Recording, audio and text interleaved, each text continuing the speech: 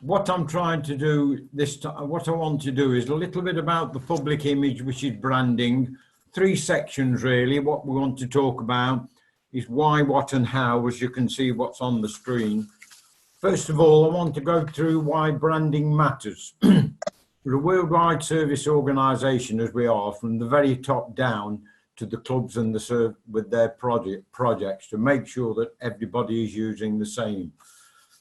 Secondly, I will go through what resources are available to help you to establish this. And then finally, we will depend how we can use these devices and these resources and put them all into practice. So first of all, why? Well, in 2013, Rotary International made a decision to actually engage a team of professionals to fulfill this. So what they actually did, because there hadn't been a major brand change for a long time and people were using all different sorts of things, they came up with this idea that what they wanted to do was bring in a new image which was widely recognized and everybody to use the same image.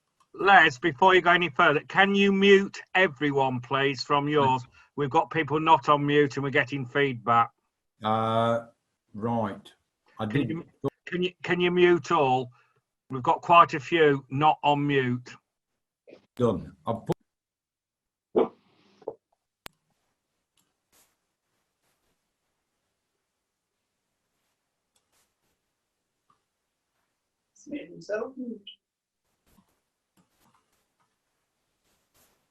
It won't let me mute everybody, Chris. It won't let you mute your presenters, will it? If everybody could please try and mute themselves by going to the bottom left-hand corner of a laptop, or it is at the top. The icon is at the top if you are using an iPad. Les, back to you. Thank you, Chris. Right. What we're looking at here, as you can see, 2 icons which have been about a very long time, which are instantly recognised, the brand. First of all, we've got McDonald's on the right. McDonald's has been around since 1948. Now, this is actually 72 years that they've been using the same sort of icon. The next one, which is a very well-known one, of course, is the Michelin Man. And the Michelin Man has been around a little bit longer. That's been around quite a long time, over 125 years. These are brands which are very, very well known, and obviously they've never changed. This is another brand which is instantly recognizable. Obviously, Amazon. I think you'll find that was founded in 94 in the America, and then obviously in 98 in the UK. And that is recognized everywhere throughout the world. And the clever part about that little icon is A to Z means exactly what it says. They supply anything from A to Z and they deliver from A to Z. So they've actually got that on quite well. Branding in this country does go back quite a long way. As you can see, this was the first brand that was actually a registered trademark in the UK. Long time ago when they first started this, because this was a trademark before they actually was a trademark registry register altered. And when they did this was done in 75, because this Mr. Bass, Ratcliffe and Gretton actually was very keen on actually showing the same brand throughout the world. And they were that keen to get to be #1 brand in the UK. On the 1st of January in 1876, the guy stopped outside the office to register, stayed out New Year's Eve overnight on the footpath, waiting for the office to open. And when they opened in the morning, Bass became the first registered brand in the UK. When Rotary first started, these are 4 images of what Rotary used to look like. The first wheel, as you can see, in 1906, just after Rotary was just a plain wheel, as you can see, and then There are about 9 different ones that went up to 1926, but the 1926 one now is the one which is the forerunner to the actual Rotary brand itself. There are lots of logos about. We would like everybody to use the no logo, which I'm actually going to come on to in a moment. These are the logos which, if the clubs have been established quite a while, they will have regalia, they will have memorabilia, they will have all sorts of history where they've got these on. We're not asking people to change the actual history of the club or to change the logos or anything. What we are asking is that if you actually replace anything, or you want any new pull-ups, you want any new literature for printing, you actually use the correct logos now. These, as it says there, all obsolete, and these should not be used. If it's on something, if it's a website, obviously that can be updated easily. If it's Facebook, that can be updated easily. But anything where it is set in stone, as we say, if it's a logo where you've got it on your lectern or anything like this, no, we're not asking those to be changed. Absolutely, Bill. Now, public image, what are we talking about with the image?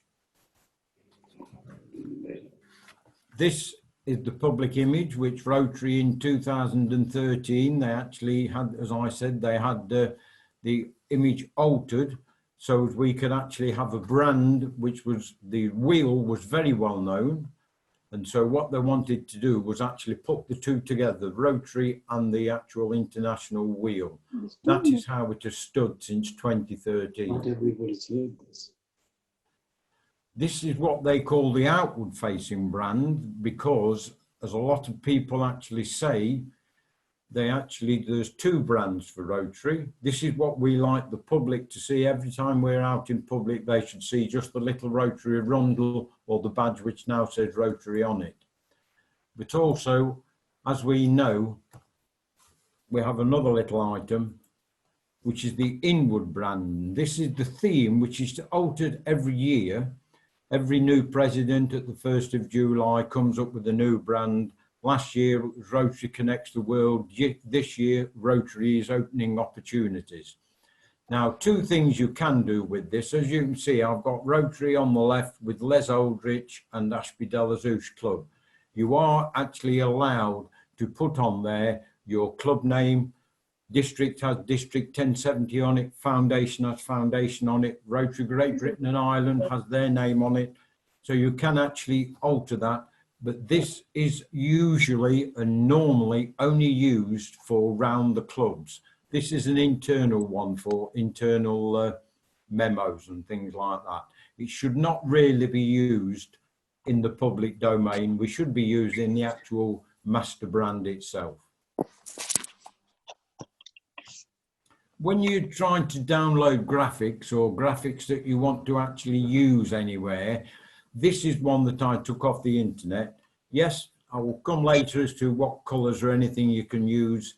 Yes, you can change the colour, but as you can see, some of the graphics, the pixelated, it's not a very good file. So when you're actually producing any graphics for anything you want to use for your public image, you want a really good, sharp image. As you can see, this is one that I had made. This is, I'm quite lucky. I have a son who's in graphic design, runs his own company, and I said, right, can you send me a vector file of this, which is what he did do. So this could be made 6 foot square and it will not lose any of its clarity. Absolutely brilliant bit of kit. What happens sometimes when you're downloading logos, some of them are a little bit old-fashioned, some of them on the internet are actually getting a bit blurred, as you can see on there, but I will come later to tell you where to go to all the logos, but it's not hard to reproduce your own logo, to draw one. Very simply, you need a box, you need a board around it,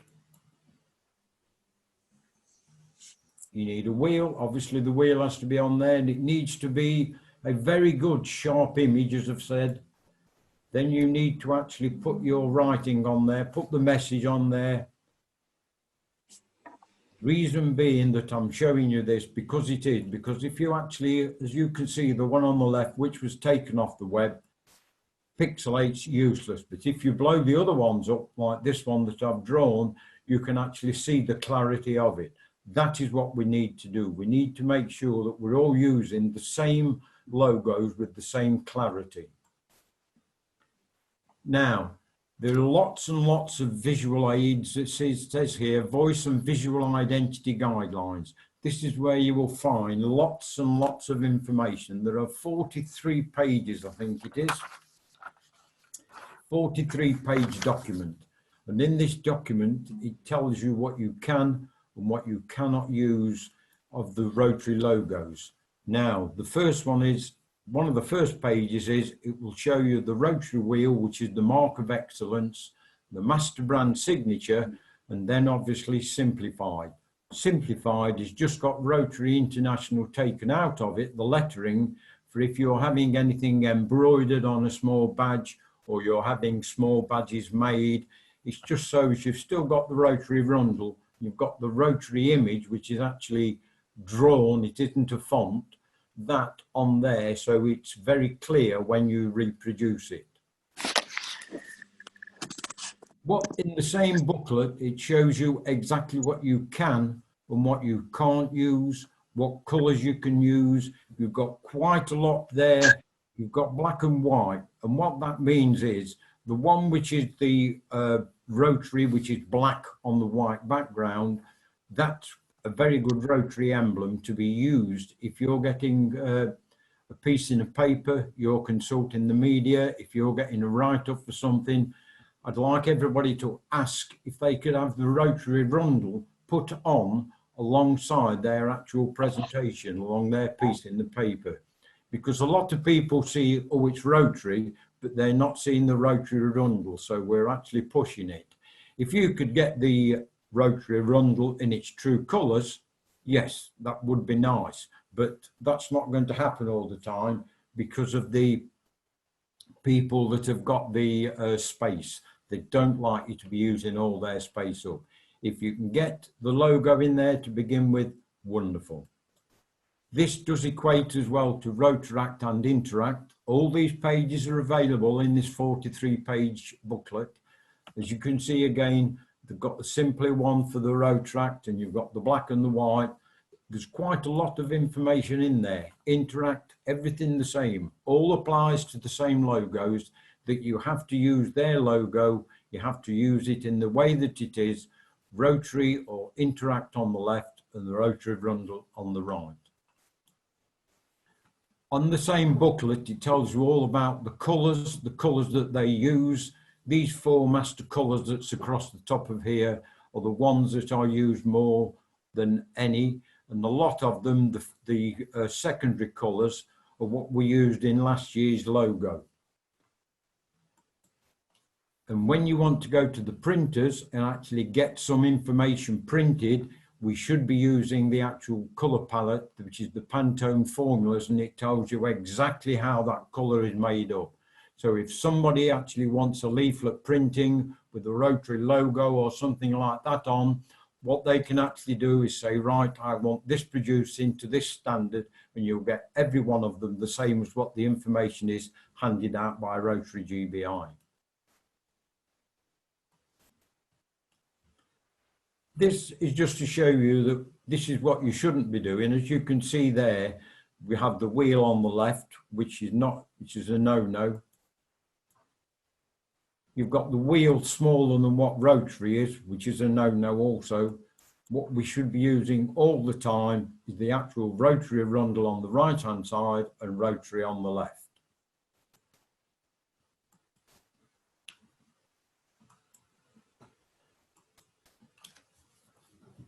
Now we come to the third little bit, which is how.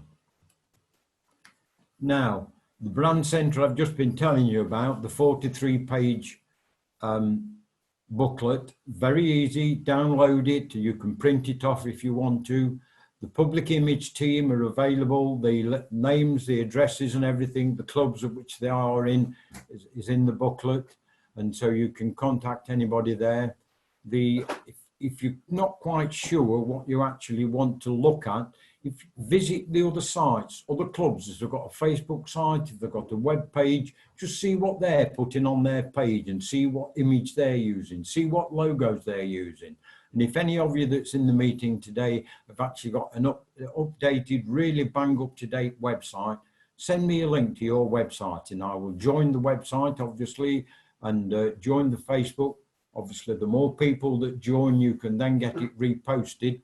We're having a talk later about the website. Jake is going to be talking about the web and Facebook. Chris Lambert is going to be talking about that. But if anything else fails, as I say, if you can't find what you're looking for, come back to us and we will help you out. As you see there, les@rotarypublicimage.uk. Send me an email and we will come back to you. This is one of the pages from the 43 page booklet. This just shows you exactly where the resources are. All the emails are listed in there, a lot of information on there. Anybody who wants any information, I will send all the information and everything out to you so you can have a look at it. Now, on the site itself for the information, they do a PowerPoint presentation, which is a template for you to use. About 20 odd slides, all different colours. And what they actually do on every one of their pages, which is in the makeup of it when you're drawing it, that is not shown in the actual PowerPoint itself, across the bottom is 8 different colours. So if you want to put anything in colour across the screen, you can pick up the colour straight away and alter it to whatever colour that you want. So the colours that are there, these are the ones represented on the screen now. This is what you need to do. These are the Rotary colours. This is one of the sheets that I took off them, and I've actually automated it to show you all the 3 sheets together. When you're doing anything in Rotary or when you're doing a presentation, you need to make it nice and bold. Make sure that everybody is looking at it. You don't want tiddly little writing, about 200 lines on it. Few lines as possible. 4 is about the most. 5 sometimes you can get away with. There again, across the bottom on there is the box telling you, so you can just go on there. That you'll find is that's the azure colour, which is the bold statement, which is on there.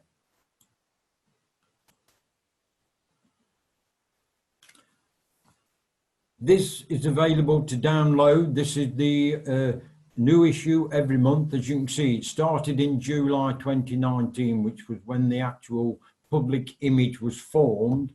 They actually started they changed it from communications to public image.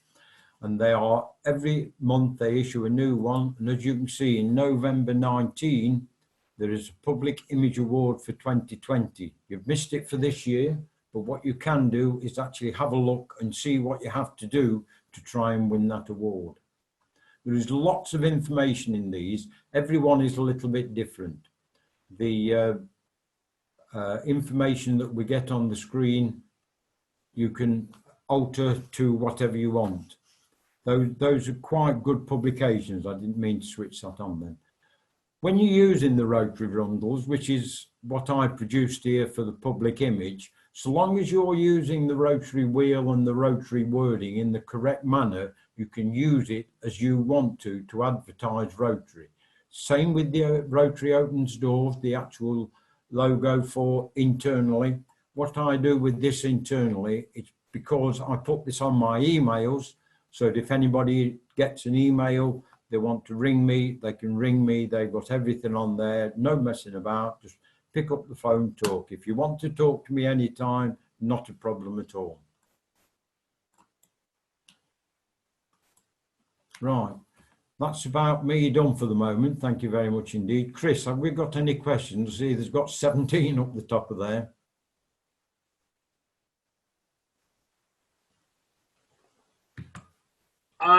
Questions. I have got one at the moment. The rest are comments. It basically is from Barry Hackett. I wonder if email footers will be covered. Standard format would be good. Email. I wonder if email footer. Yes. I wonder if Email footers will be covered. Standard format would be good. Not in this section, I haven't thought about it. It may be that when we're looking at the web with Jake will have it there. But anything that I will talk to, make a note, Chris, and I will talk to. Well, we're recording it anyway. The other comment, I've got a very, very good comment, is that if you go to the brand centre, there is a link. Chris Lambert said there is a link for the brand centre as well, which we'll send out to everyone. We shall do, yes. But that's it on questions at the moment. We need to move on, Les, because we're 1 minute over. Okay, that's fine. That's good. Thank you. I'll stop the share now. That's good. The next person that we have to speak on here is, thank you all for that. The next person we have on here is Tracy. Tracy's now going to talk to us. We'll unmute you, Tracy. That's it. Lovely. Thank you very much, Tracy. Over to you. Thank you. Hi, everybody, for the second time.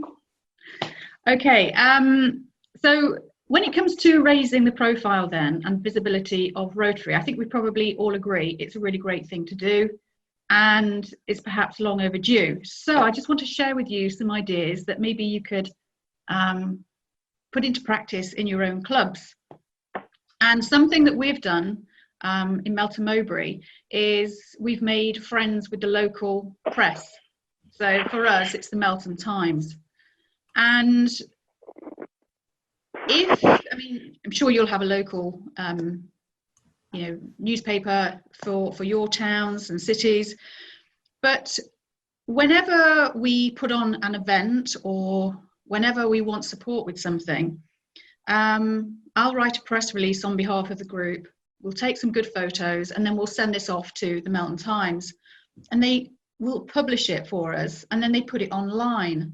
Once it's gone online, we can then share the link much more widely. Now, the thing is, sometimes people will say, well, we haven't got anybody within our club that can write press releases. So here's an idea for you.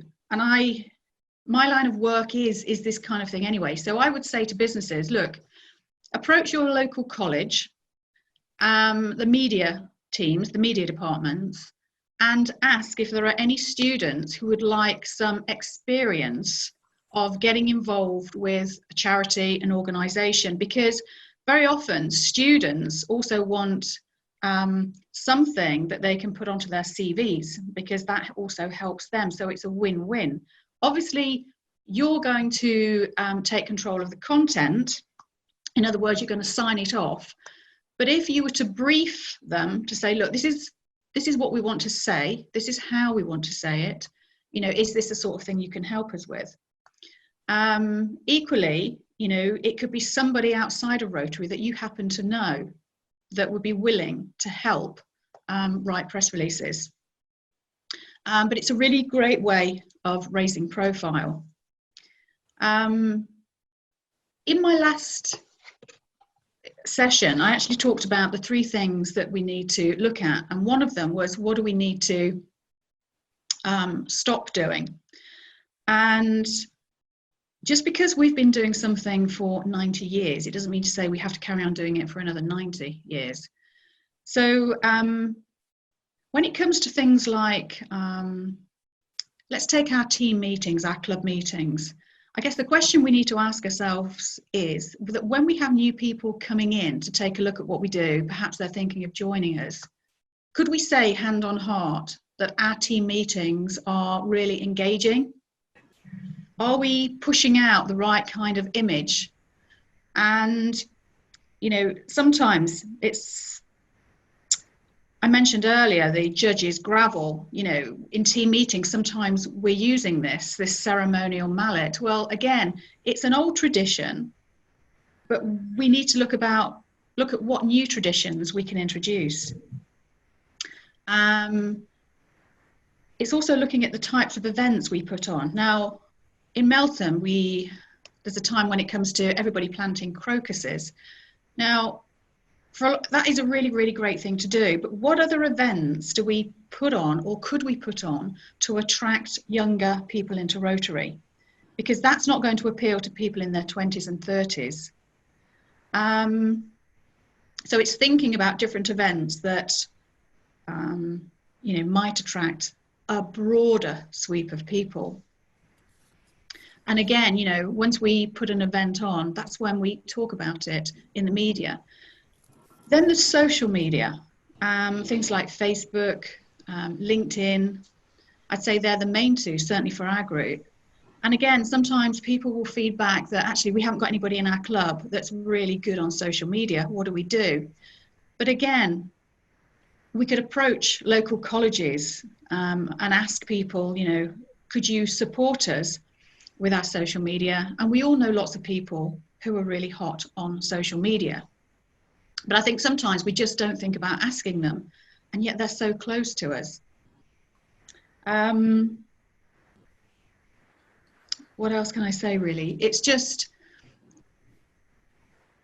I think the biggest issue that I find with Rotary, and this is feedback that I've had from people outside of Rotary, is their impression is that there's a hierarchy, that Rotary can be quite bureaucratic, and there's lots of rules and regulations, and that, you might come up with an idea to say, okay, let's do this, let's put this event on, or let's create this piece of communication. And, the idea has died because it's taken so long to get people to give the okay to it. So I think we have got to learn to become much more flexible.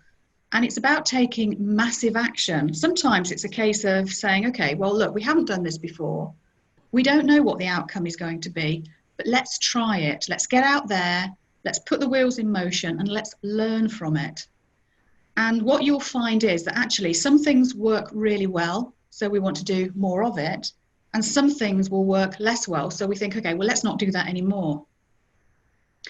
But there are so many different charities out there that are looking for volunteers. I guess the question we've got to ask ourselves is, are we making ourselves super attractive to the people that have time to want to volunteer? In the feedback that we had when we did the research, somebody actually said, I'd rather dedicate my time to a homeless charity than to Rotary. But actually, as a part of Rotary, we do get involved in helping the homeless. Well, we certainly do in Melton anyway. So I think we need to look at how we portray ourselves at our meetings.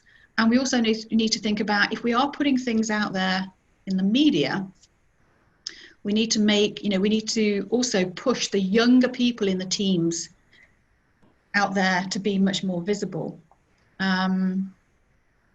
So a lot of it is around perception. And I think this is the frustration for all of us. We do a lot of really great things, and the talent across Rotary is phenomenal. So yes, it's about bringing new people on board, but there's two people in the Melton Satellite Group, for example, in their 70s, but they've got an incredible energy about them, and they've got some great ideas. So, it isn't always about age, but it is about how we think. It is about coming up with new ways of working. So I think that's what we've really, really got to do. It's looking at what we can do to help promote the work that we do. And asking younger people as well. So when I was talking to Max, who's 20 today, about his perception of Rotary, it is actually, he just sees it as being old, but then he'd probably think I'm old because he's only 20. But what I would encourage you to do for your own teams, certainly, is perhaps carrying out a similar survey to the one that we've done. It was so easy to do. And, we literally had about 3 questions. So have you heard about Rotary? If you have, what 3 things do you most closely associate with us? And we also asked them their age. so that we could put an age at the side of it. So are you in your 20s, 30s, 40s, 50s, and so on? But I think the biggest challenge we have is simply that people have the wrong idea about who we are and what we do. And like I say, that's the biggest challenge for us. So it's about getting creative.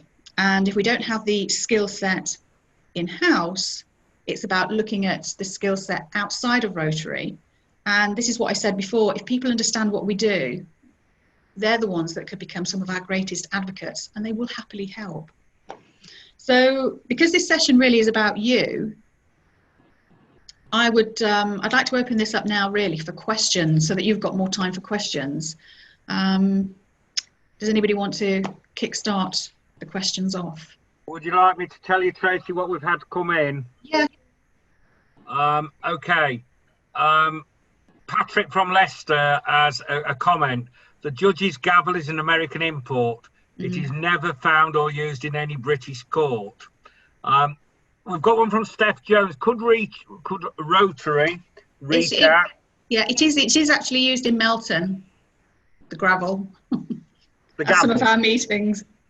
Okay, from Steph Jones, could Rotary reach out to its younger members and use them for long-term vision? Absolutely. I mean, I don't know how many of you have younger people in your clubs, but I think now we need to be talking about Rotary and what we do and challenging some of these myths, and also asking young people, you know, what do you think the perception of Rotary is? How could we make Rotary more attractive? And actually, yeah, working with these young people to do exactly that. I think they have a lot of input, to be honest with you. Yeah, but we've got an additional comment from Steph Jones here again. Younger members are not always given the opportunity to shine. I think this is based on the premise we've always done it like this. Exactly. Now, this comes down to each individual club, because if you have got the leaders of the club, the people at the top, if they've got anything about them, would know, and they would see that actually we have got to include the younger people. And how do we change this when, and this is my frustration really, how do we change this when the people who lead the club don't see that? You're right, not everybody is given the opportunity, but they should be given the opportunity. And that's why I think the clubs differ so much. Our club, for example, you know, it has a lot of energy. We've got each other's back. It's fun, and you know, we're open to doing things in different ways. Carrying on from Martin King. While it's an admirable idea, the challenge of doing new things or doing things in a new way can often meet with, but that's how we've always done it before. This links into what you've just said. I know, and this is the problem, and this is what I said earlier. If you have a club with that mentality, how do you change it? And that's why we've got the image problem that we've got, because people think to themselves, why on earth do I want to give up my time to join a club that isn't forward thinking? And I think this has to be tackled perhaps by the district governors or a much wider team. But yes, it is unfortunately a massive problem. Tracy, linking into that very nicely, from Barry Hackett from the E-Club. We are a multifaceted organisation competing for new members with single issue charities, where people can micro contribute, e.g. dip in and out. We have a difficult ISP to sell to prospective members. Whoa. I think what Barry is saying there, and we probably need to get Barry online, if you can unmute Barry on this one. Are you referring to the commitment to attract new members? Allow me to speak. Can everyone hear? Yes. Okay. Yes, Chris, just that. I think that we are, as an organisation, we're stuck, and we can't shift our thinking to recognise what our marketplace is. I know it sounds all rather business and technical, but it isn't really. Young people don't want to be too embroiled if they perceive that they've got to join a club where their expectation is they've got to be an officer, they've got to be a president, blah, blah, blah. They just want to say, oh, I've got this particular itch and I'm going to scratch it like hell. Is the Rotary Club the appropriate thing for me to achieve that ambition? And I don't think we're appealing to that.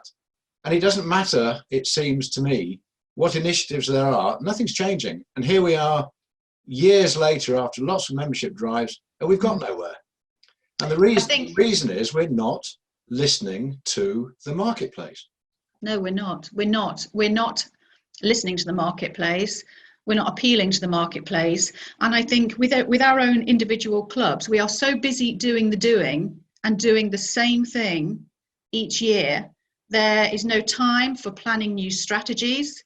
And by the time somebody's done their 12 months, whatever's important to them, somebody else comes in and something else might be important to them. So there's no consistency. There's no momentum driving forward, increasing membership, but increasing it for the right reasons and reaching out to new people. And I think Rotary sometimes has become a club that is important to the individual, maybe because it's more like a social club, so it suits them, but actually we're not doing the work that we desperately need to do. And changing that is going to be huge. But I think, we've got a good district team at the moment that recognise that that is a real challenge. But this is my worry. If we don't do something now, and i.e. starting it now, in 10 years' time, 20 years' time, I really do question whether the Rotary in the UK will even exist. Are we going to allow that to happen on our watch? I think, sorry. Go on. Sorry, Tracy, I was going to say another good point that links in with Barry's has just come in from Old Good.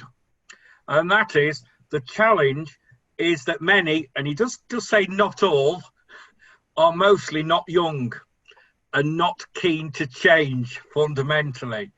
Can we change the old clubs? It may be new clubs with a completely new view is the way forward. And added to that, Jake has added a very good point, Al. If your current club isn't working, then think about starting a new one. Well, I think that's what Max was saying to me. Max, who is 20, he's young. His first impression of Rotary is, yeah, it's old. What he's saying is we almost need to reinvent it. And in some respects, I think he's right, because if we can't change because we're not listening to feedback that we're getting from the outside world, then surely the only way to change is to completely reinvent it. If we carry on doing what we're doing now, then we are heading for this, for the cliff, aren't we? He also said, because you've got older people in Rotary, older people, in his opinion, are less likely to listen. They're less likely to want to change. And, but each club is different. I watched a video not so long ago on Rotary where it was fantastic. People gave up their time when they had the free time. They weren't judged. There weren't any rules. It was super flexible. But I think the clubs vary greatly right across the UK, and that is also part of the problem. There's no consistency. I've got time for two more, Tracy, but it does all follow. Bizarre how these are coming in. They really do follow on. And that's from Martin King.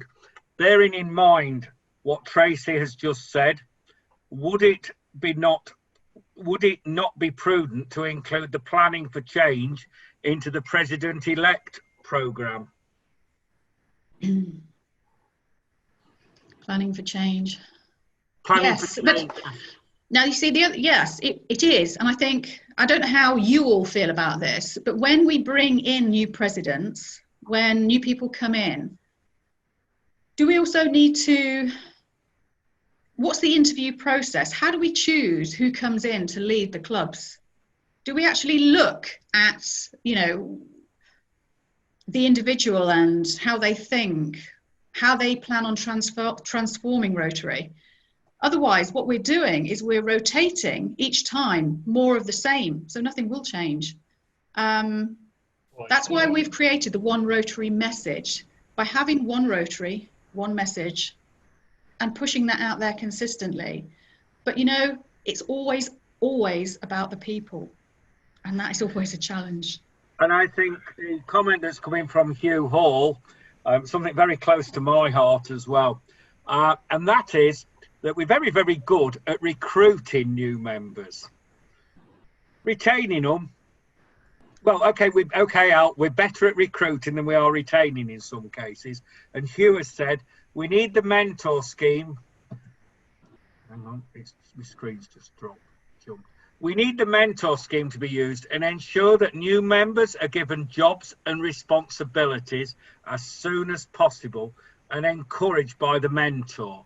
Also involve the president for 6 monthly informal meetings with the new member, and that has been agreed by Brendan. And we've got a fine example here from Steph Jones. It took me 6 months to gain approval for an Instagram account. Change can be slow. It's horrendous when you think of it like that. But you know, if you think about your own teams now, your own clubs, could you honestly say that the person that leads the club is leading it in a way that will help us to achieve our objectives? And if not, what are we doing to challenge that? Because that's the other thing, we're not challenging enough. And sometimes, you know, we have to upset people. We have to challenge the status quo to move forward. It doesn't matter if certain people drop away, but, you know, we have got to take massive action, and we've got to start to take that action now, not next week or next month, but now. And, you know, it is a massive challenge, but you know what? It is doable with the right people pushing this. And I think on that note, due to the time, I have got several more. I've got several more comments than that, and I'm flexible and innovative. You're correct, Steph. Most clubs are reluctant to change. Social media mainly because they do not understand it. People agree that mentors are essential. Les, can I ask you to wind this session up and we'll answer anything else? Yeah, well, just the only thing that we actually have is John Garley, but it is just gone 11:15, so we will have a break now for 10-15 minutes. If we could be back by 11:30 at the most. No, we've got John Garley before break. Yeah, but we'll put John on a little bit later. Okay, fine. We'll go for a break, Chris. Okay, we'll go for a break now and we'll come back at 11:30. Thank you. Thank you. Cups of coffee.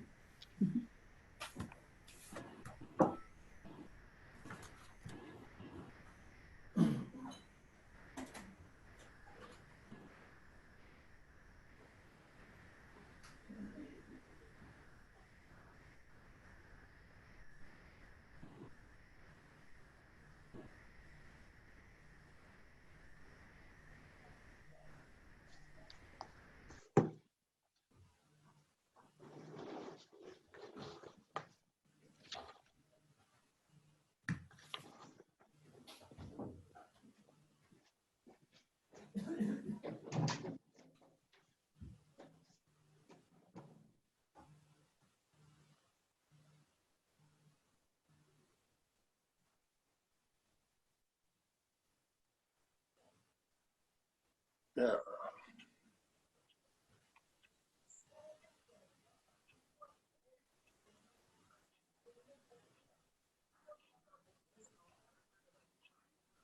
Is he blocked? Yes, he's.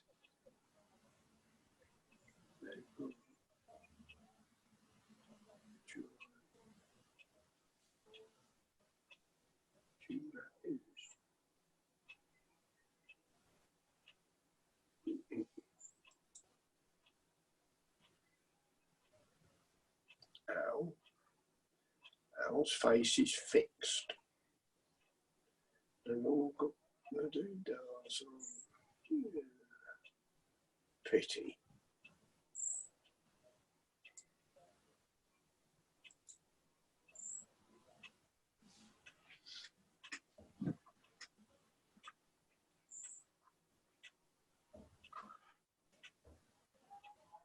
Hello, Barry. It's Richard Hyde. Hello, Richard. Yeah, how are you and how are things? Oh, very well, thank you very much indeed. I'm having fun with my group chat. I keep pressing the wrong buttons, and I've sent. Well, I couldn't send a message. I wrote one, but I couldn't send it. I've sent several to Jim Matthews privately by mistake, which is not very good form, I don't think. So, how are you, Richard? I'm well, and how is Father? Well, he's still with us. He's totally oblivious of coronavirus. You know, why can't you come and see me? Why can't you? Oh yes, he Go would to the be. pub. Yes, yes. That is just the problem. That a lot. I mean, we've got one or two around us, and they really don't understand the implications. It's quite sad. Yeah, yeah. But please give him my regards. If you You're very kind, and thank you very much. I definitely will. him. We miss his face at these sort of events. Well, he's still I think he still does go to Oadbury Rotary Club. I think he still goes. Good. He has 2 full-time carers now. Oh, jolly good. And so he maintains his independence. Yeah. Well done. And essentially, it's not changed, Richard. I'm pleased about that. It keeps you on the button. Lovely. Well done, Les. You've had your coffee. Yeah, good. Yes. I might go and get another one. I'm all right. I think I might as well. Les, I tried to put a point over in the last second, and I couldn't get through. I didn't know how to send it. I wrote it. What do you do then? Just press enter. Well, I haven't got an enter button. I can't see an enter button on mine. Wrong button. Return, Richard. Sorry? Do what? Press send. On your keyboard. Send. Return. It doesn't say return. It's a big long one with an arrow on. It's on the keyboard, not on the screen. Yeah. Thank you. See, that's why Thank there's so many. Yes. That's why we Yeah. have young people like Jake on here, you see. Yes. Yeah, got it. Well, that's answered that. Have you Thank sent you. the message now then? No, I can. Basically, my message was that yes, I'm all for, making the changes and all the rest of it. And Rotary is a bit slow sometimes taking it up, and going through the normal channels, it takes too long. But if you don't go through the normal channels, you'll upset some members, and then you don't. And really, what would be the process if you've got to move things on quicker than going through through council and then through club? That's all. Yeah. Sorry, Richard. What I find the easiest way to do is actually do it and then ask for forgiveness afterwards, because Yeah. I agree with that.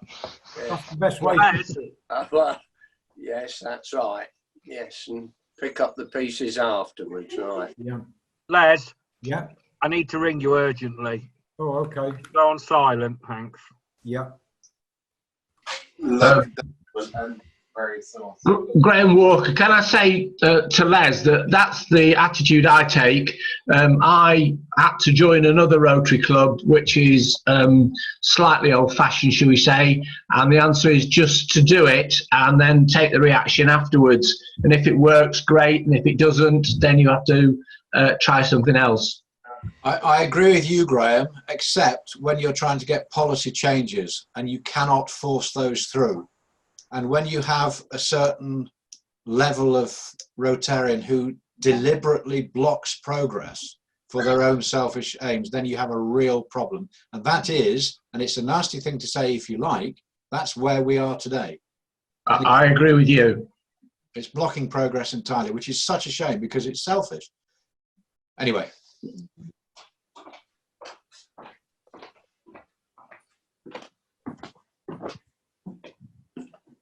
It's Ian Robinson Daintree here.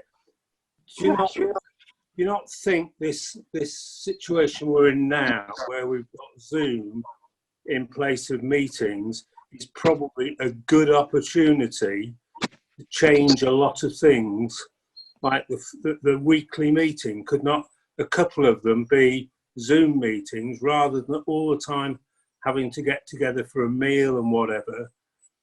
And haven't we talked about change for long enough?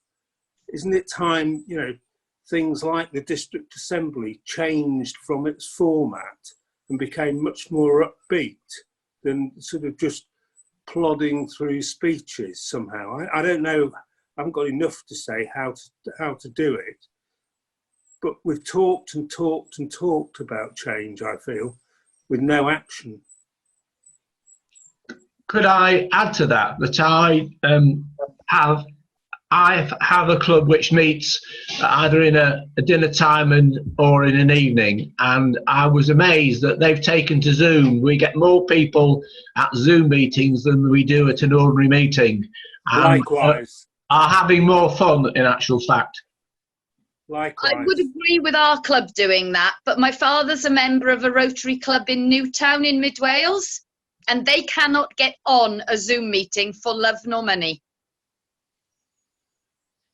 And I have no idea why. Is that due to broadband width, or is that because they can't turn a computer on? I'm going with the majority of them. They can't turn a computer on. To be fair, there are a lot of hidebound reactionaries in that club. And this is progress, and they're not very keen on that. Well, Northampton Beckett have certainly found that since we've gone to Zoom meetings, we've had about 8 now, that we get so many more visitors from other clubs, and past Rotarians who are in South Africa and Canada and the like. So it's been more inclusive. We've even had one of our honorary members who hasn't rejoined but has kept in contact, has been visiting us every week, and we very much hope that he'll actually join us as an active member in the near future. So there are some pluses as far as this lockdown is concerned. We're having speakers from all over the UK because they can attend our meeting without actually having to have their meal and their transport costs paid. We had somebody from Brighton this week. You know, and it was easy. Yeah. And we had a full attendance for it as well. And that's almost unheard of at a normal Rotary meeting. We've also had a much larger attendance. We've had a couple of ladies from the Rotary Club of Montego Bay joining us. It's absolutely brilliant. And we have returned the compliment and attended one of their meetings.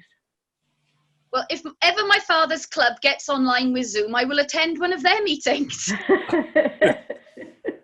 We've got a speaker coming up from Texas. Wow. But could I say to you, you could actually advertise the fact you've got a speaker from Texas, and people who aren't Rotarians could join your Zoom meeting just for the speaker. And we have that on Tuesday, in actual fact. We do a speaker once a month now. Good idea. Right, it's now past. Are we back again? Chris, can you put your mic on again, please? Chris Knight. Right, we're going to just have 5 minutes with John Garley. John, are you back there? Yes. John just wants to make a brief outline about the news and events, and then we will go on to... Can you hear me now? He's going to talk about the website. John, just have a couple of minutes on your news and events, please. Is my volume high enough for you? No, you want to be up a bit, John, please. I don't know how to do that. Well, shout then. I can, yeah, right. I'll shout. Can everybody hear it? Yeah. I can hear you. Go on, carry on, John. All right, right. Well, the purpose of news and events, I think, is linked in with the public image. What we're trying to do with news and events is to sort of tell everybody what Rotary is all about. In that, in the inside cover, we've got a little sort of thing there which says what's Rotary about. Well, that's great. What do you? If somebody says, what do you do in Rotary? That magazine tells a good story as to what happens to a lot of the clubs in this district. It's a pity that there's not a lot more clubs want to blow their own trumpet and tell us exactly what they're getting up to. When there's only about sort of, what did I say, about 30% of clubs actually bother to actually feed stuff into me, then you know that probably tells you quite a good story there. The July edition, and you all, I don't know whether everybody there here sort of actually got hold of the March edition, did you? It all fell into the coronavirus sort of trap. They all went to the AGs, but one of the AGs, and then of course at the point the AGs were probably self-isolating, so I don't know whether they managed to get them out or not, but everybody was told by Rodney that news and events, please read it on the website. So it all went to the website. The July edition has already been made. The decision has already been made about the July edition, that it will go online. Whether each individual Rotarian will have a PDF of that of the magazine, sort of personally on your own computers, etc. I don't know. Peter Berry is. We're talking to Peter, and you know we'll see what happens there. But there will be a quantity of hard copies. Now, hard copies, if some use it as a membership tool. I'm reticent not to do any hard copies, because if somebody wants a membership, what somebody asks out of the organisation, somebody says, well, okay, yeah, what do you do? What's it about? What happens? Then give them the magazine. This is what we're after. Give them the magazine. Let them read what each club does. The more clubs that get involved in that magazine and let me know what good works you're doing and who you're supporting, etc., etc. There'll be a lot of things in this particular magazine as to what you're doing now. In other words, how the coronavirus has sort of affected what you're doing, etc. So, use it. That's all I'm saying as far as the magazine goes. Use it as your membership tool. Give it away. Put it in the local doctor's surgery, the dentist. Just give it to people. At your any event that you have when we don't get any lockdown, when that goes, give it to the people who are there. Give it to the people who are at your event. Use it. That's what it's there for. Thank you. John, thank you very much for that. Can we move swiftly on now to Jake, please? I've got some comments, Les. Go on then, have a couple of comments, Chris. Yeah, sorry. Will the PDF of July editions be emailed to everyone, or because you can't rely on them visiting the 1070 website to download? Why not? Why not? But I don't know. I mean, that's Peter and Rodney and myself are talking about it, so that's still up in the air at the moment. I think it would be a good idea to send it as Roger does a lot of the stuff now. Send it to each individual Rotarian in the district. That's what I would suggest. But I don't know. I mean, Rodney was talking about just doing it online, but I don't know. It's just as simple, I think, for Roger to do it. So it's great. I think what we need to do, Chris, I think what we need to do, John, is we can ask the question ourselves, and if necessary, if anybody wants it, we'll just send it out to them, John.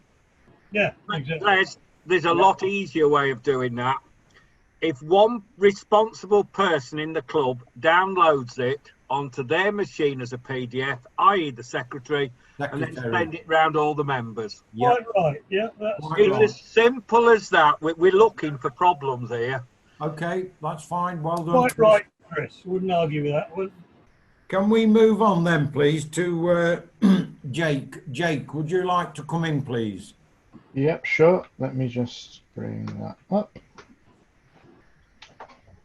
So yeah, today I want to talk about the Rotary Club websites, and I'm not just talking about obviously all the various websites Rotary has. I'm talking specifically about the individual club websites. So 3 sections to this presentation. I'm going to go through it relatively quickly. Why do we have websites individually for clubs? What's the point of it? There's obviously a lot of effort goes into making them. Why do we bother? What the current situation is, and then what to do moving forward. So in terms of why, I kind of see there's 3 main sections as to why. Promoting your club, both to other Rotary clubs and to the wider public. Promoting Rotary in general, so not just promoting yourself as a club, but promoting the Rotary brand. Tracy earlier was talking about this kind of one Rotary concept, and we have branding guidelines. We as a organization do certain things, and we want to promote that out to the world. The other thing that I think isn't really tapped into greatly is also keeping members up to date internally. The template version that I'll go on to talk about in a moment allows for a separate section for members to log into and see stuff that's not public.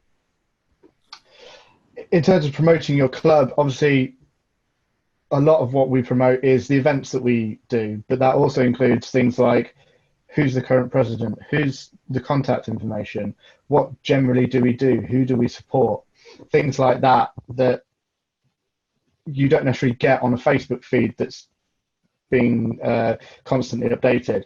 I like to think of websites as more like a poster that is constantly being updated for Rotary, that showcases what your club is in that moment, and lets everybody know, both internally and externally, what you're currently doing. So in terms of the current situation then, as Les mentioned earlier, approximately 90% of the clubs in the district actually have some sort of website at the moment, which is great. Also, we'd like that to be 100%. Of those 90% that do have a website, approximately 60% of them at the moment, from the data I've got, indicates that they're using the template website. So the template website is provided by Rotary and GBI. That is basically a simple, easy to use template that allows you to very quickly get a website up and running with minimal information. The other sort of 40% of people are using bespoke websites. And there's absolutely nothing wrong with people using bespoke websites. Clearly, we don't want people going out doing a load of work for no reason. There needs to be a reason why you bother to put effort to do these things. So the template website is great. I think it costs you about £30 a year in contribution. But then the hosting is done for you. The template is there. You just need to populate it with your information. So if you don't have a website, we recommend you use that. If you have a bespoke website that hasn't been updated in ages and you don't really know what to do with it, then use a template. If you have a bespoke currently, don't just throw it away and start a new one just for the sake of it. Keep that one. The next big thing is, when was it last updated? Obviously, things need to be up to date, otherwise they're almost worse than having nothing at all. if you go to a club's website and they list a president, for example, if you're trying to contact that club and you email them and you find out they were president 4 years ago, that kind of puts a bit of a down on the situation. They should be up to date. The publications like the newsletter that go out, obviously they are done and then they are set. A website is to be constantly updated. It's not a massive amount of work. Obviously, things like presidents and the leadership team only changes once a year. In terms of news and events, this has been touched on several times. All these things we're talking about aren't necessarily separate jobs. If you need to write up a news article for something you've done, that can go onto your website. Pretty much the same text and images should be able to go onto your Facebook site. And that same information should go to John Garley to go in the newsletter if that's appropriate. We're not talking about having somebody write stuff for the website, having somebody write for news and events, having somebody do a Facebook page. A lot of these things can be shared across all of these things we're talking about. The other big thing with regards to when was it last updated, as Les spoke about in his presentation, the branding. We clearly want to promote Rotary correctly. We don't want to just destroy any history we've got. We're not talking about removing every single reference to every logo from the past that's not quite correct. What we're talking about is the main logos you have on there on the page, make sure they're up to date. New things you're creating, try and have the most up-to-date logo on there. In terms of showcasing the Rotary brand, that kind of all comes together there. If you have a look at a website and it kind of is a bit disjointed and looks a bit old and hasn't been updated in a few years, you're not going to look at Rotary in a particularly positive light. You're going to kind of look at it and go, oh, that's obviously not a very active club. I think Tracy spoke about this, but we've got to look at your website, not just as a Rotarian looking at it, knowing what your club does. You've got to look at these things as, what does a layperson off of the street who has no idea about Rotary, what do they see when they come to this site?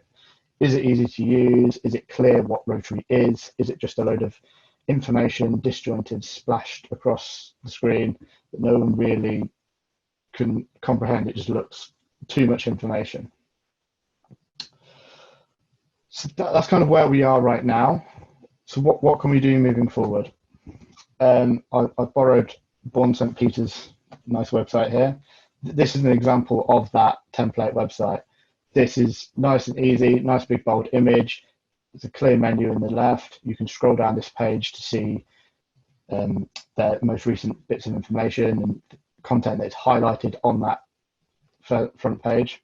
Another benefit of the template website is the information you input to it is fed back and can be distributed on other Rotary sites quite easily, which obviously in terms of promoting Rotary overall is a very good thing.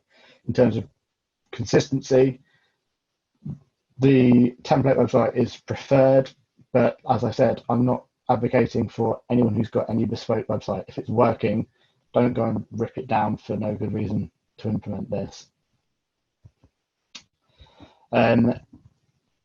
Keeping your website up to date, like I said, it shouldn't be too arduous a task. We're not asking you to go and completely empty it and put new stuff up or edit every image to make sure it's got the right logo on it.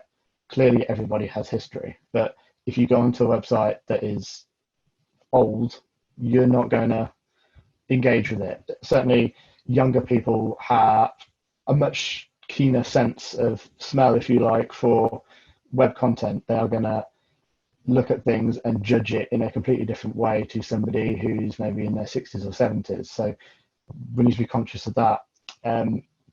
We spoke about it quite a lot in the last few speeches, but we need to engage younger people if you don't have the skills to do it. I'm not talking you need to go and find a 17-year-old to do this. I'm talking the 30, 40-year-olds who have quite a lot of experience with the web versus people who perhaps don't have much of an experience. We've very thankfully managed to connect through Liverpool today on Zoom, and there are so many web technologies that have allowed Rotary to continue to operate throughout this Corona period. That has shone much more of a light on the digital aspects of Rotary, i.e.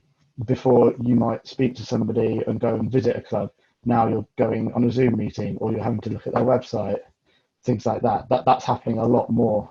I don't have any stats specifically to tell you that uptick in web traffic, but I know from a business point of view, web traffic has gone through the roof during this pandemic because people are looking at stuff online. That's basically it. I want to open up for questions now. I don't want to ramble on forever about this. Yeah. Okay, Jake. What we've had in right from the top of your presentation. Can you put the can you take the screen share off? Marvelous. What we've actually had in since your presentation started. Is when will the Rotary template include a shop feature? This is the only reason my club has its own design. Okay, so if you're talking about e-commerce, I don't know any specifics about that being included in the template website. There are two options there. You can either keep your bespoke website, which is perfectly fine if that's working for you. The other option would be you can almost have a subdomain, and by all means reach out to myself or Chris Lambert or any of the team to talk about this. You can have a separate small shop site if you wish, and then also use the template site. Having only just started to assist in the admin and population of our website, I find the template to be clunky and confusing. Is there any training available? That has been answered by Les further down to say yes, district were starting training. They had held 2 sessions face to face. Coronavirus kicked in. It's currently at online sessions, but it will be reviewed when coronavirus is over for any more face-to-face training sessions. Can you confirm that's still correct, Jake?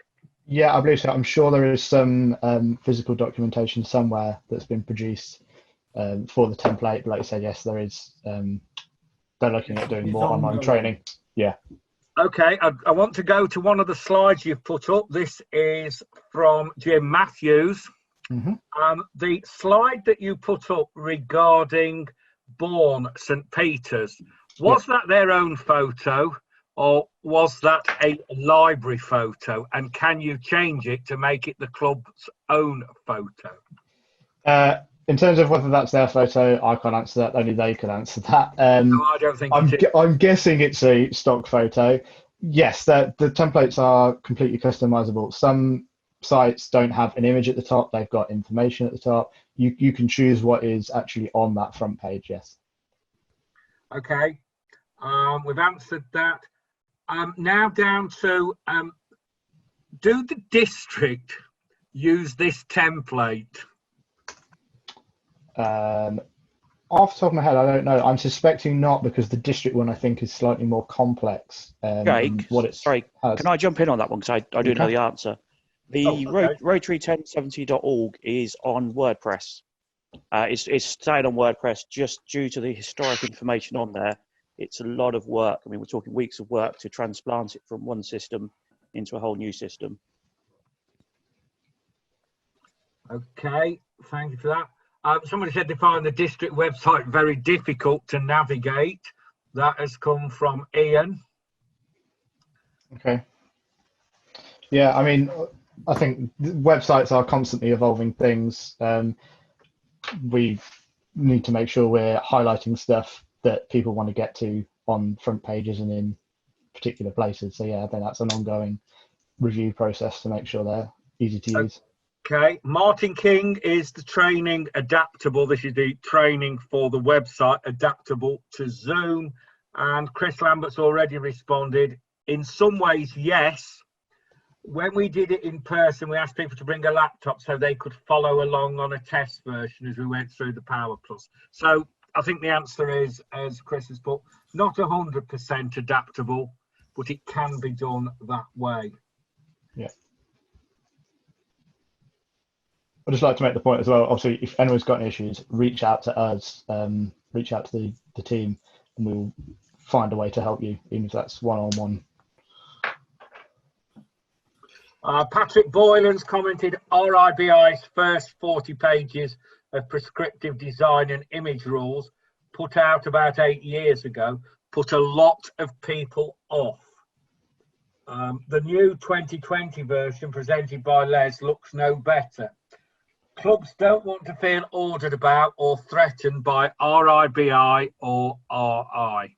So that document Les was presenting, there's actually, I think, 2 versions of that. There's a much simplified 1-page document that just shows you how you should use the logos. That full document Les was talking about is the full branding guidelines, which any company will have. Marketing people probably are more familiar with them. They are a bit prescriptive in terms of you must do this, this, and this. But there is certainly a much simplified 1-sheet version of use these logos in this way. That's also in the brand center. I think what we will do, Jake, is we'll send that 1 sheet out as well, Jake, so they can have it. Sure. The information, as you say, with the 43 pages is so as if they are doing something at a professional level at the printers, is to make sure it's 100% correct. Is that right, Jake? Yeah, I don't care what the Pantone number is specifically for the yellow of the rotary wheel, but somebody making embroidering stuff or printing stuff on a large scale will want that information. That's what it's for, really. Correct. Yeah.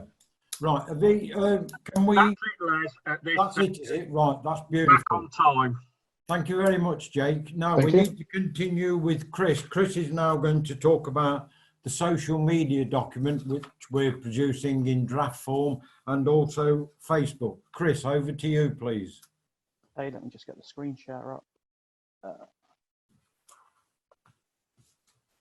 Right, hopefully you can all see the screen now. So any of you who are in the district assembly last year and our breakout session, you've probably heard a lot about this. A couple of years back, my club had a problem with a member and their posts on social media.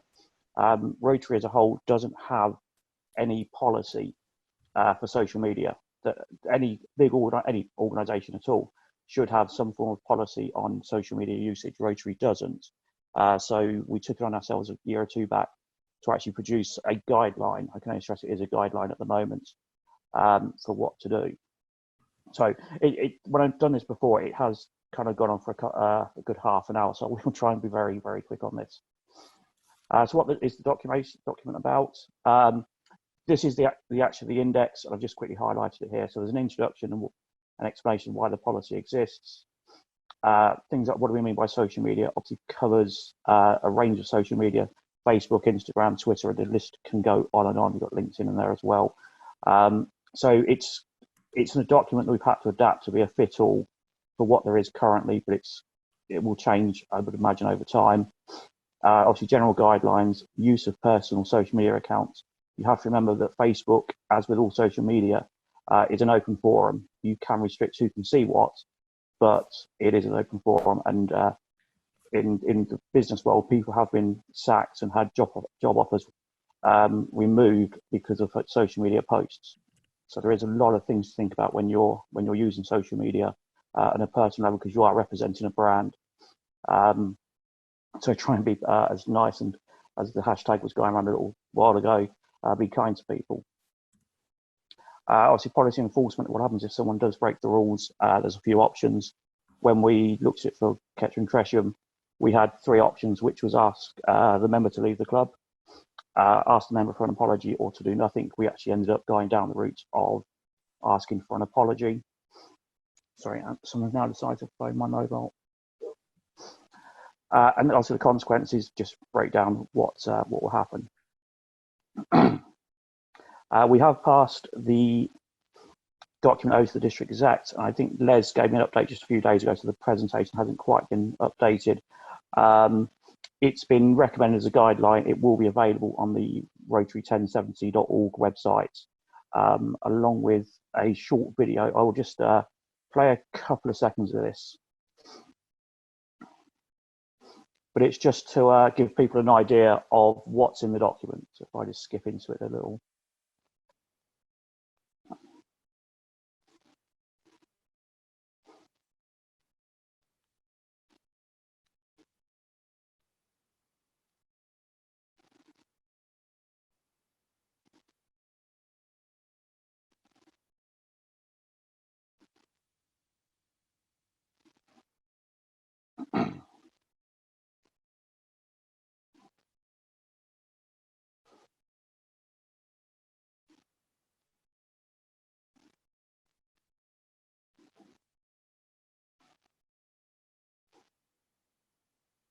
All right, I will just stop it there because it goes on for about, well, let's see, perhaps 4 minutes, and I know we'd all like to keep the time on this, so I won't give you the whole thing. But again, this will be up onto the district or onto the Rotary 1070 website. We're just waiting on confirmation from the person who produced the video for us to that we can actually put it up there for general use.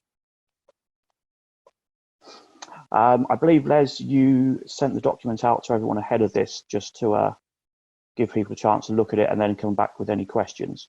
Yes, if you have, I sent it out, Chris, yeah. Okay, that's good. If anyone's not seen it, obviously drop me or Les an email. That's my email address there. That'll come straight through to me and I can send the document out. Or it's Les is les at publicimage.org, if I'm right, Les? .uk. Oh, publicimage.uk.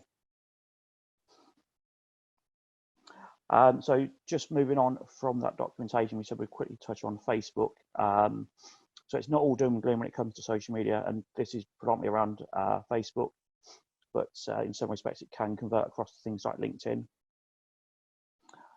Let me just move this screen out of the way because I'm losing some of it. So it's, in terms of producing a Facebook for your clubs, there's a couple of things to keep in mind. Obviously, knowing the basics, having someone who understands Facebook is really handy. And as Jake said with his presentation, if you're not sure on anything, do drop us a line. We are here as a team to help you with these things. And to consider what you want to use Facebook for. So define your goals for Facebook. So is it fundraising? Is it raising awareness, growing your following or growing your club? You know, fundraising is great, and we do see it a lot on Facebook. Sometimes we do get kind of bombarded with it. So, I mean, certainly with the COVID-19 situation, I think probably at the start of it, I was seeing every third post was raising money for COVID-19, the NHS. Great causes, but people do get bogged down and start to switch off for them. So it's picking the right time and the right calls for fundraising, raising awareness, just getting the name of Rotary out there, whether it generates members for your club or members for other clubs. It's a great tool for just raising the awareness of what Rotary does. For Catch and Trash in my club, we have our own Facebook page, and then we've set up a Facebook page for particular calls we do, which is the litter picks we do in Kettering, which grows great numbers of interest. We probably got an average 30 to 40 people, different ages. We've had kids as young as 6 and 7 come in with their parents. We've had people with different abilities. So we had one lady doing a litter pick. She was in a mobility scooter. And we had some how do I put it rightly, some old people come along just because it's in their area, it's on their doorstep. They feel they can get involved in it. We've had a couple of bits of interest on the back of that. And growing the following, it's just people who see it and just want to get involved in the simple things. They see a project and think, like I said, with the litter pick, it's on their doorstep, they'll get involved in it. Not necessarily into the club as a whole, but because it's in their area, they'll jump onto it. The other great thing with Facebook, you can define your audience, particularly when you come to target adverts. So you can target an age. I think in the general chats that have appeared in all of these presentations, the question of age has come up. And if you are a young club and you want to, I know clubs are obviously meant to target everyone, but if you wanted to maintain an age range, you might be an older generation club and feel that someone who's in their 20s and 30s is not the right fit for you. I disagree. Anyone's the right fit for a club, and that person will make their own mind up. But you can narrow it down to the targeted age. You can look at the area. So Catch and Tresham would only target probably Kettering and a 5 or 6 mile radius of that, just because we then start encroaching on the Corby club's territories, and it's just because of how close the two towns are. We can target hobbies. If we're doing a particular event, say the Dragon Boat, we might target adverts people enjoy rowing. And then interests, and people can list interests as just doing charity work or environmental work. So again, with our litter picks, we can target those individuals. And this list does go on. I mean, I could spend probably another hour talking about the different options to target an audience. And I think Les would probably want me to wind up a lot sooner than that. So when it comes to building the page, I do see a lot of clubs, they still use a Facebook profile page, and profiles are for individuals. You want a proper page for your club. and even for maybe certain ongoing projects. And again, if you want a more in-depth discussion on this, feel free to get in touch with me and I'll happily spend a bit more time on it. So when you set up a Facebook page for the event or the club, include a CTA call to action. So something that's going to grab the people. We spoke about Bourne's photo. I think that's probably a people in action stock photo. So something local will grab attention. For any of you who's familiar with Kettering, there's a Rotary clock in the centre of Kettering. It does get a lot of stick, but it does grab attention when it's used in photos. Not necessarily always good publicity, but it does get attention. Optimize your about section. Really focus on what Rotary does and what you do as a club. Maybe why you're different from other clubs in the area. Kettering has currently three clubs. Tresham's actually converting to a satellite at the end of June. But we're still going to make sure we're different enough from what will be, I suppose, our main club. Get your profile picture right. Again, I said about the call to action.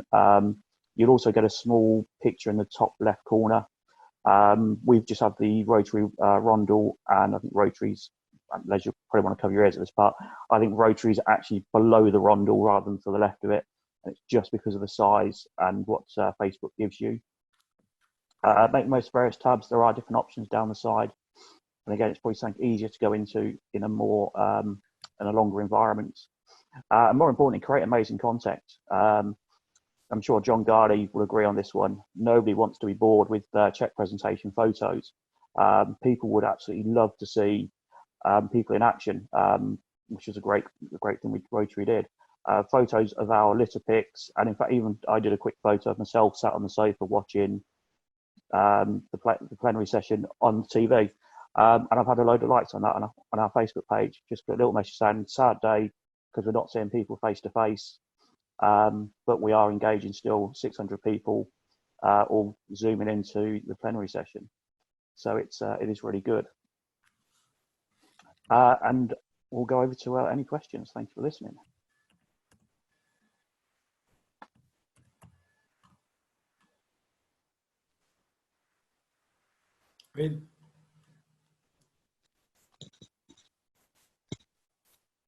Okay, what have we got so far?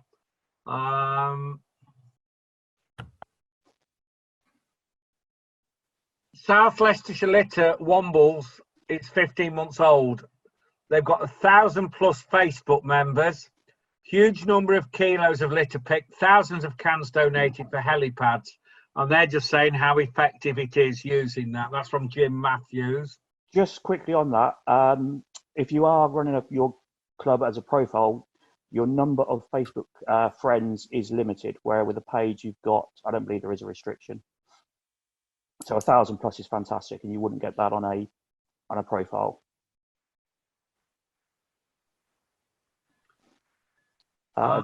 When I joined Facebook for the club, I had to, as an individual, and set up a separate page for the club. Has this changed, as I don't use Facebook myself as an individual? Short answer to that is no. Facebook is obviously, it's a platform for people to connect, people generally I do have a lot of work connections on there, but you will always have to join with a profile first and then set up pages afterwards. You don't have to be the only individual on that page. You can have multiple administrators. And my club, Kettering Tresham, has the president, the secretary, the incoming president, and the membership officer as a minimum. Unfortunately, most of those positions are currently filled by myself, so I am the main administrator for it. But you can have more than one administrator. So if you don't use Facebook,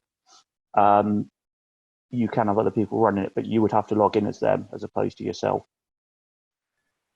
Okay. I've got a general one coming in on public image.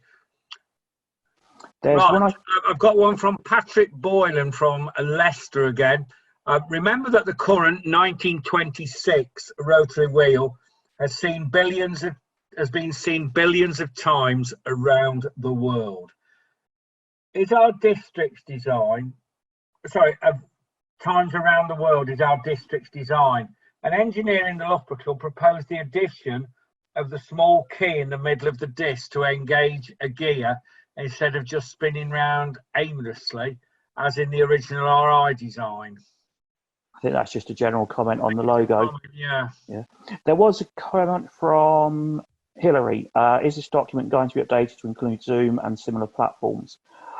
The answer, I suppose, the short answer is probably no, because it's aimed at social media usage. If you start looking at Zoom and similar video conferencing platforms, we would probably have to produce a document that would be massive. Zoom has its issues in terms of security and the way people deal with it. I've been in a couple of meetings where we've had Zoom bombers doing various things on screens and showing various photos. I know of another group that's had someone showing indecent photos of children just suddenly appear on their screen. But it comes down to being sensible with security on whichever platform. You start looking at things like Microsoft Teams, Zoom, WhatsApp's doing video conferencing. You've got Skype. The list can go on. So we may come up with general guidelines for video conferencing software, but currently that document's purely social media. Can we go to the question above, Chris, as well? Where is the internet use policy referenced to be found? I believe John Daniel is putting it onto the Rotary1070.org website. I'm not 100% sure if it's there, because we are, like I say, waiting for confirmation on using the video with that as well. But again, if anyone's got a pen, I'll drop it into the chat. My email address, chrislambert1976@gmail.com. Drop me an email and I can happily send it out to anyone who's not received it. Like I say, Les has sent it out, I believe, before today as well, as he said earlier. I have sent it out, Chris, yes, and it will be on the website when it's actually finalised. It is still in draft, and there are just a couple of words that they want altering on it. John Garley's just printed it off, and I can see John's got it on his screen now. But yeah, as soon as everything has been finalised, it's on the next exec meeting, and when it has been passed, it will be then everybody will be able to view it on the web itself, on the 1070 site. But you had a copy today because Chris is talking about the document. Okay, to start bringing this session to an end, you have highlighted security concerns over using Zoom. There are a number of best practices that should be followed. Can you share them with all? Have you got anything on that? That's from Al Good. Yeah, if you're setting up a Zoom meeting, make sure that when sharing the link for the Zoom meeting, it's only shared with the people you want to attend. I saw one, not a Rotary one, a friend of mine, he shared his private meeting across Facebook with the meeting ID and the password. Some of you may or may not have seen some of the stuff Boris put out at the start of the COVID-19, where he was having cabinet meetings on Zoom. At the time, if you looked in the top left corner of the app, particularly on Windows or Apple computer, it had Zoom meeting, then it had the ID number, so anyone could just join one of the cabinet meetings. So keep the link private to those you want to share it with. Make sure there's a password. You can lock the meeting, so once it's started, you can stop other people coming in. Definitely set up a waiting room so you can vet people before they come in. There's a few other, there is a long list of things again. Al, you are right. They have taken down the meeting ID from the top corner now, because that was how a lot of people were getting into meetings. They would have the ID and no password on them.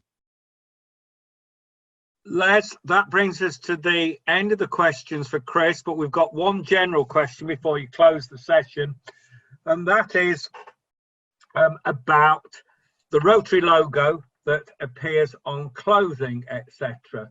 I've been asked a general question here, and that is, people on this call, how many from their club or themselves wear an item of Rotary clothing with the logo on, like I've got mine on at the moment, outside of Rotary club meetings, i.e. when they're shopping and everything?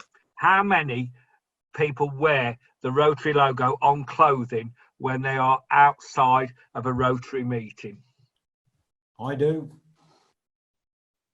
Graham Walker, as you can see, I have an End Polio t-shirt. I've had it for many years. Well done, Graham. It's faded. Good. Let's have what we need to do. Thank you very much for that, Chris. Thank you for all the presenters, everybody that's actually been on, been very interesting, and we have quite a lot of comments to actually go through on the chats and one or two different items. What we will do, as Chris said, we have recorded the meeting, and we will actually go through all the comments, make a list of those which were not answered, and we will have a little get together and have a wash up meeting, and we will answer all the questions for you. Everybody that has actually been on here, I've took a couple of screenshots to make sure that we have the people that have been attending, and we're down to 48 at the moment. You do get 49 on the screen, so I've got room for one more. That's you. Sorry, Chris? Isn't that you? Aren't you the 49th? Yeah. So as soon as we've got all the information and everything together, we'll send it all out. We'll have a talk amongst ourselves in the team, and we will send out some of the videos and some of the presentations. If people want certain items, send me an email and we'll make sure you get the items that you require. About an hour and a half ago, Les, there was a question put on, and this is over to Chris Lambert and Jake. I don't know the answer to this one. The recording we've done this morning, the actual videoing of it, can we prepare a link that it can be re-watched in club or with certain members of the actual meeting? Because it's going to be a huge file, isn't it, guys? Yeah, usually we get 3 links. We get 3 ones. We get one for the actual presenter. We get one for people that's been in the seminar can actually view it. You get a video, you get an audio, and you also get all the questions. So hopefully we shall get everything in one go. And if you want a copy of it, yes, we will send you the link, no problem at all. But I will warn you, we did start it rather early this morning. Chris and I was testing this out at 8:15 to make sure it worked. So I had told it from 3 to 5 hours. So for the first couple of hours, there is nothing on the video. So if I can get that deleted, I will do. Okay, anybody else, any final points before we actually close the meeting? And thank you all for attending. Just a reminder, you close down totally out of this meeting and go back into the link that you initially had this morning for the opening plenary. Yep. Oh, John, Richard Hyde wants to say something. Thank you very much. Very good presentations. Most interesting morning. Thank you. Thank you, Richard. Right. Okay, we'll catch everybody later. We'll go back to the main session now. Thank you, Chris. Thank you, everybody. Cheers, Les.